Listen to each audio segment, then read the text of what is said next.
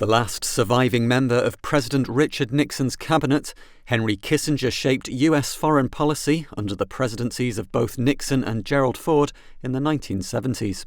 Born Heinz Alfred Kissinger in Bavaria in 1923, Henry, as he would come to be known, was a Jewish refugee who fled Nazi Germany in 1938.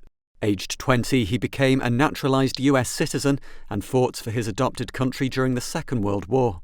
After receiving his political science PhD from Harvard in 1957, Dr. Kissinger worked as a consultant to government agencies and think tanks. He then became foreign policy advisor to the presidential campaigns of Nelson Rockefeller, supporting his bids to the Republican nomination throughout the 1960s. Although initially not a fan of Richard Nixon, Kissinger changed his mind when Nixon won the Republican nomination in 1968, and he developed a close relationship with the new president as his national security advisor and Secretary of State. There was an air of secrecy to the way they conducted business. In 1969, Kissinger hid from Congress the bombings of Cambodia and Laos, which escalated the Vietnam War. However, it was secret meetings with North Vietnam's Le Duc Tho which led to the Paris Peace Accords and saw US forces withdraw from Vietnam. Both men were subsequently awarded the 1973 Nobel Peace Prize.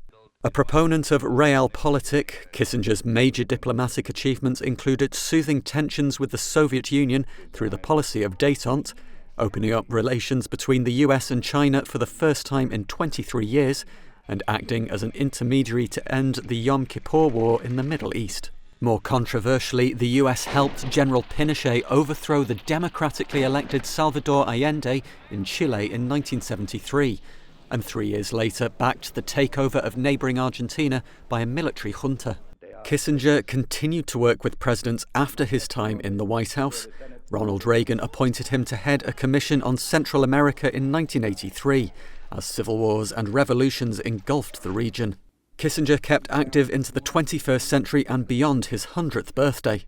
He campaigned with fellow politicians William Perry, Sam Nunn and George Shultz for a world without nuclear weapons.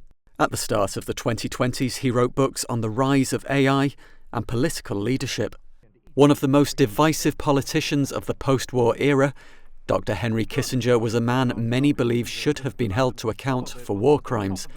Others regard him as one of the most effective secretaries of state in US history.